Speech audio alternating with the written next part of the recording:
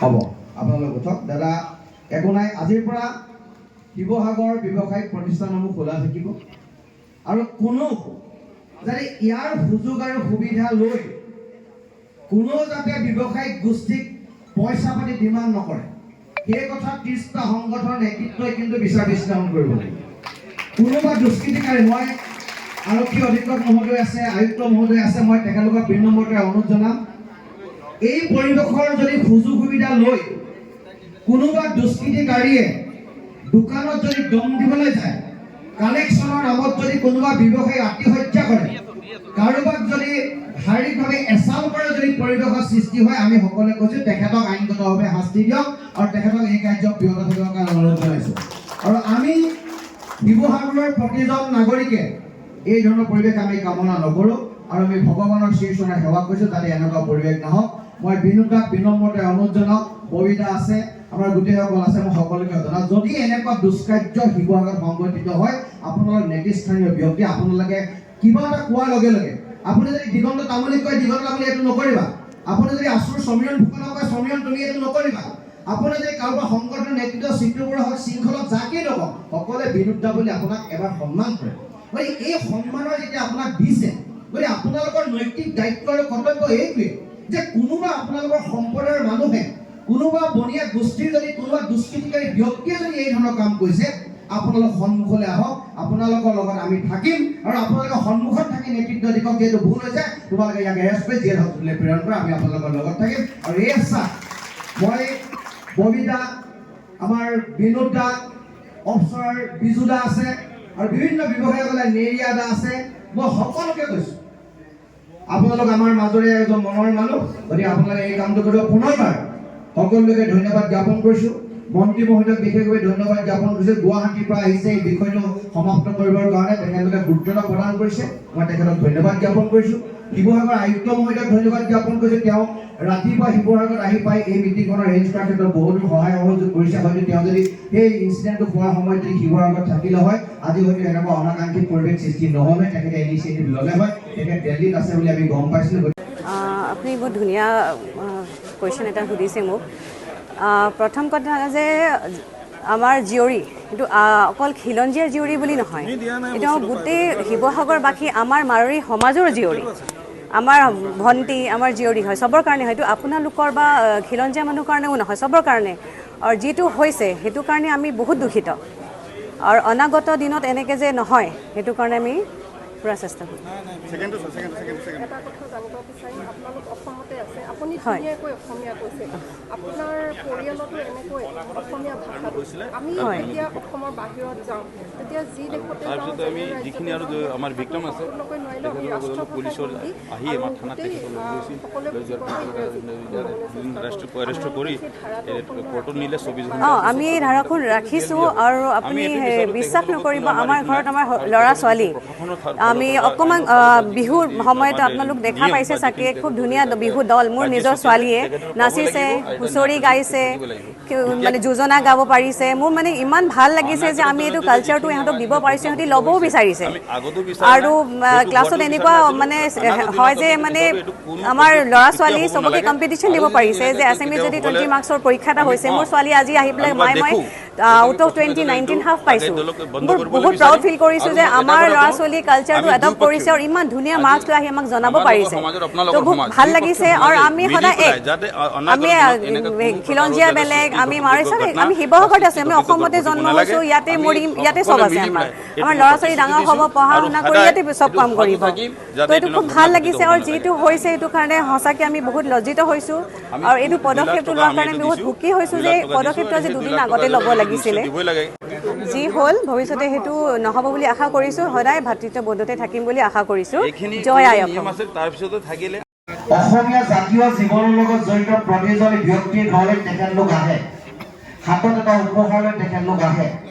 বিহুৱে সভায়ে সমিতিয়ে তেখেতলোক যায় আৰু শিৱসাগৰে এটা উদাহৰণ দাঙি ধৰিছিল যে মই ৰণোজ দাই জানিলে কথাটো ভাল পাব যে শিৱসাগৰৰ মাৰোৱাৰী সমাজে এটা উদাহৰণ দাঙি ধৰিছিল যে তেখেতলোকে আমাৰ জাতীয় উৎসৱ বিহুটো খুব ওচৰৰ পৰা আঁকোৱালি লৈছিল আৰু এটা বিহু দল উলিয়াই তেখেতলোকে শিৱসাগৰৰ নগৰৰ মাজমজিয়াত তেখেতলোকে নচুৱাইছিল। আৰু তাৰ পৰা এটা কথা অনুমান কৰিব পাৰি যে তেখেতলোকে অসমীয়া জাতীয় জীৱনৰ লগত সম্পৃক্ত হৈ অসম আৰু অসমীয়া স্বাৰ্থত কাম কৰিব বিচাৰিছিল। কিন্তু ক'ৰবাত নহয় ক'ৰবাত কিবা নহয় কিবা কাৰণত, হয়তো কাৰোবাৰ ইগষ্টিক প্ৰব্লেমৰ কাৰণে, কোনোবা হয়তো বিশেষ ব্যক্তিৰ প্ৰৰোচনাত পৰি অসমীয়া কথা বতৰাবিলাকৰ পৰা তেখেতলোক আঁতৰি আছিল, যাৰ কাৰণে এটা অনাকাংক্ষিত পৰিৱেশ 13 তাৰিখৰ দিনা শিৱসাগৰত হোৱাৰ পাছতো কোনো এটা গৰিহণাযোগ্য মন্তব্য নিদিলে। আৰু নিদিয়াৰ কাৰণে ইয়াত এটা পৰিৱেশ সূচনা হ'ল। সেই পৰিৱেশৰ সূত্ৰপাত ক'ৰ পৰা হ'ল সকলোৱে গম পাইছে। আজি তেখেতলোক আমাৰ মাজলৈ আহিছে, আমি তেখেতলোকক ধন্যবাদ দিছোঁ। কিন্তু এই পৰিৱেশ নোহোৱাৰ আগতে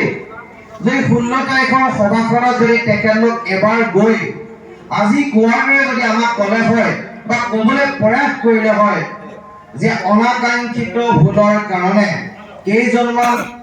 দুষ্ট চক্ৰৰ ব্যক্তিৰ এই ধৰণৰ অনৈতিক আইনবিধি কাৰ্যকলাপৰ কাৰণে আমি শিৱসাগৰৰ ব্যৱসায়ী সমাজ, আমি শিৱসাগৰৰ বণিক গোষ্ঠী কেতিয়াও আমি জগৰীয়া নহয়, মাৰোৱাৰী সমাজ তাৰ কাৰণে কেতিয়াও জগৰীয়া নহয়। এই কথাটো যদি তেখেতলোকৰ এজন ব্যক্তিও গৈ সেই সময়ত যদি আমাৰ আগত ক'লে হয়, তেতিয়া কালিৰ পৰিৱেশো শিৱসাগৰত নহয়, ব্যৱসায় বাণিজ্যও শিৱসাগৰত বন্ধ নহয়, আৰু আজিও ৰণোজ দা গুৱাহাটীৰ পৰা দৌৰি আমাৰ মাজলৈ আহিবলগীয়া নহয়। আমি নিজৰ কথা ঘৰৰ ভিতৰতে আমি আলোচনা কৰি শেষ কৰি পঠালোহেঁতেন। কিন্তু তেখেতলোকে দেৰি কৰিলে, বা যি হয় ভালৰ কাৰণে হয়, ভগৱানে যি কৰে ভালৰ কাৰণে কৰে। এতিয়া এখন সমাজ আছে, তেখেতলোক আমাৰ মাজলৈ আহিছে। মই পুনৰবাৰ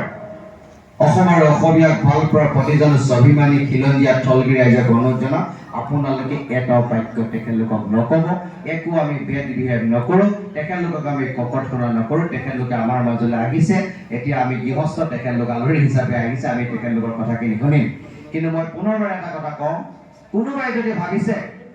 যে এইখন অসমত যিখন চৰকাৰ চলি আছে, সেই চৰকাৰখনক কোনোবাই লালিত পালিত কৰি ডাঙৰ দীঘল কৰিছে, নহয়। এইখন খিলঞ্জীয়া চৰকাৰ, এইখন খিলঞ্জীয়া মানুহে গঢ়া এখন চৰকাৰ। গতিকে যি হ'ব সিদ্ধান্ত হ'ব খিলঞ্জীয়াৰ পক্ষত থাকি সিদ্ধান্ত গ্ৰহণ কৰিব। আৰু খিলঞ্জীয়া চৰকাৰৰ মুৰব্বীজনো খিলঞ্জীয়া মনৰ মানুহে এজন মুৰব্বী। আজি যিজন ব্যক্তি, যিজন মন্ত্ৰী আমাৰ মাজলৈ আহিছে, তেখেতো এজন খিলঞ্জীয়া ব্যক্তি, উন্নতি জীৱন খিলঞ্জীয়াৰ স্বাৰ্থত সংগ্ৰাম কৰিছে। গতিকে খিলঞ্জীয়াৰ পক্ষ সিদ্ধান্ত হ'ব, মাটি আমাৰ সম্পদ আমাৰ হ'ব, বজাৰ আমাৰ পথাৰ আমাৰ হ'ব, আৰু অসমত থকা প্ৰতিটো সম্পদৰ ওপৰত অসমীয়াৰ অধিকাৰ থাকিব অনাদি অনন্তকালৰ কাৰণে। মই পুনৰবাৰ আগলৈ আহিবলৈ কৈছোঁ, অকণমান সভাখনৰ হাত ধৰি পেলাই কথাখিনি কৈ আমি সমাপ্ত কৰিব বিচাৰিছোঁ। প্ৰথমে মই দুখিত সমগ্ৰ শিৱসাগৰ মাৰোৱাৰী সমাজৰ তৰফৰ পৰা। মোৰ ওপৰত বহুত কিছু কথা কৈছে, আমি শুনিছোঁ, আমি লজ্জিত হৈছোঁ, দুখো পাইছোঁ, আৰু কিছু আমাৰ ভুল হৈছে আৰু দেৰি হৈছে। যিটো ঘটনা বা পৰাজিত হ'ব পাৰিছে, এইটো দুৰ্ভাগ্যজনক। এজন মানুহৰ কাৰণে আজি যিখিনি দুৰ্ঘটনা ঘটিছে, তাৰ কাৰণে আজি শিৱসাগৰৰ সকলো শিৱসাগৰ ৰাইজ, মাৰোৱাৰী সমাজে আজি আমি এইখিনি প্ৰব্লেমটো ফেচ কৰিছোঁ। এইটো যিটো হৈছে তাৰ কাৰণে আমি ঘোৰ নিন্দা কৰিছোঁ। এইটো হ'ব নালাগিছিলে, কিন্তু দুৰ্ভাগ্যজনক এইটো যে কেনেকৈ হ'ব পালে। তাৰ কাৰণেই মই পুলিচ প্ৰশাসনৰ এটা কথা ক'বলৈ বিচাৰিম। যেতিয়া ঘটনা ঘটিত হয়, প্ৰশাসনৰ পৰা আহি তেখেতক এৰেষ্ট কৰি থানালৈ নিয়া হৈছিলে। থানাত নিয়াৰ পিছত আজি তেখেতৰ লগত জেলত আছে, আৰু তাতে আমাৰ লগত কোনো এইটো ক'ব নালাগে। তেখেতে যিখিনি পেনিছমেণ্ট যিটো পাব লাগে পাবই লাগিব, এটা এইখিনি ভাল বিচাৰ হ'বই লাগিব। আজি এই সভাত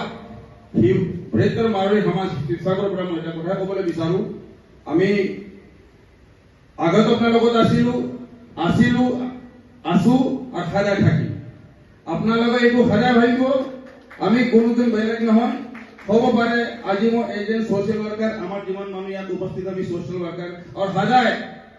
অসমৰ কাৰণে, অসমৰ ৰাইজৰ কাৰণে আমি উন্নতি বিচাৰোঁ। যেতিয়া আপোনাৰ আৰু উন্নতি হ'ব, অসমৰ উন্নতি হ'ব, অসমৰ উন্নতি যেতিয়া হ'ব, আমাৰ উন্নতি হ'ব। আমি ইয়াত সেইটো সদায় বিচাৰোঁ। গতিকে এইটো যদি ক'ৰবাত ভুল কৰি বিচাৰিছে, মই সমগ্ৰ মাৰোৱাৰী সমাজৰ পৰা এইটো ক্ষমা বিচাৰিছোঁ।